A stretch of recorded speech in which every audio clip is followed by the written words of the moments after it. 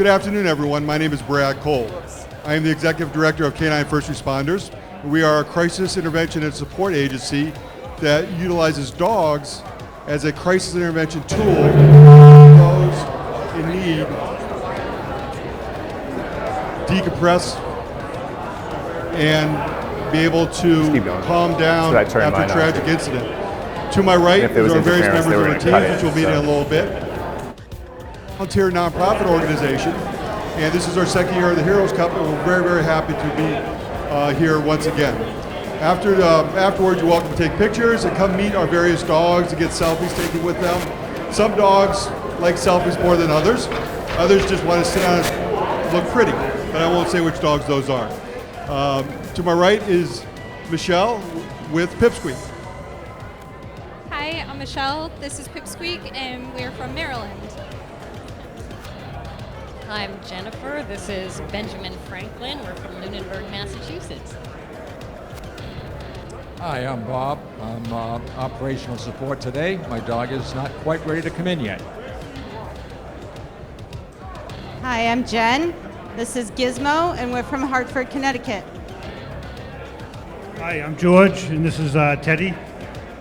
We're from Attleboro, Mass. Good morning, this is Kay and Piper.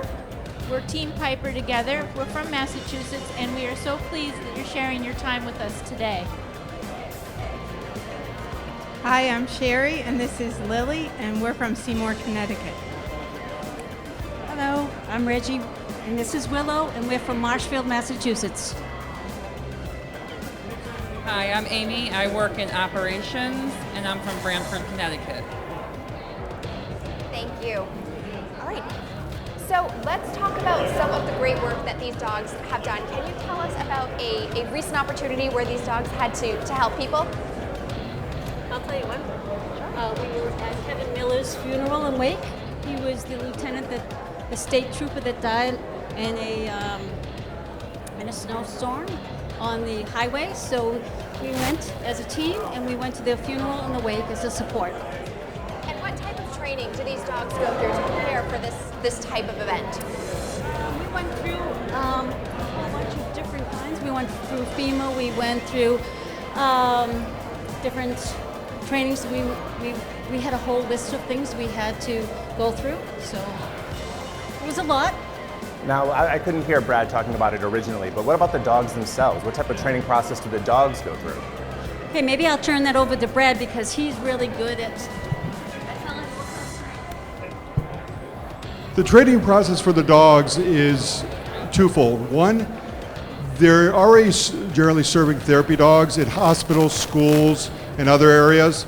And the training that we do is to educate how to use them in a crisis situation, to be able to connect and engage people who have seen something horrific that can't talk about it yet. So we go through psychological first aid, we go through the incident command system, various courses there, through FEMA, and we also do our own logistics intervention, crisis intervention techniques as well. The dogs and our handlers are tools to be a resource for the crisis intervention teams that are at a school or that are serving a fire department or police department as well.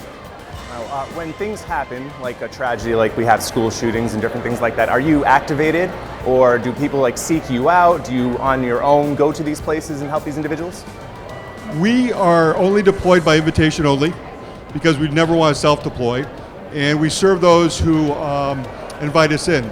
At the Sandy Hook tragedy over 5 years ago, the school system invited us in to work with their crisis teams, as well as the children and those teachers that were impacted. We were called out to Las Vegas to work with Las Vegas Fire Rescue with some of the clips you see of the dogs working with them as well. Most recently, we were called by Coral Springs Fire and Police Department, who were some of the first responders to the Parkland High School tragedy. And again, we were invited in, and we worked very specifically with the crisis people and crisis personnel that invited us in at that particular point. And now spoke a little bit earlier today, and you were telling me about a documentary that's going to be coming out. Can you talk to us a little bit about the documentary and how people will be able to see it when it comes out? Yes, we've had a film crew who follows us around for a couple of years, and the documentary has been released covering us from Sandy Hook all the way through Parkland, Florida, and some clips have been running in the background here. It's being released first at film festivals, but then will be online to view via link via YouTube or Vimeo for anyone to see. We're hoping to have a Massachusetts viewing in the next couple of months. And if you follow our Facebook or our Twitter feed, we'll post that information up there, and everyone's welcome to attend. The one thing, That's great. and it's, thank you, Jen. The film is called Connection in Crisis, the story of the canine first responders. And we do not charge, by the way, anyone that we serve, and we pass along no costs. That's great. And what are some of the effects that these, lovely animals would be able to have on people that are maybe suffering or they've gone through a traumatic event? What are some of the positive things that the animals would do for them? The impact of the dogs are several issues, or several things. One, they lower blood pressure, they lower stress, they lower anxiety, they increase comfort levels, they give a person a sense of safety, a safe place to be. A person does not have to necessarily address what brought them there. Medically, it lowers the stress hormones that go sky high when something happens, physically drops those.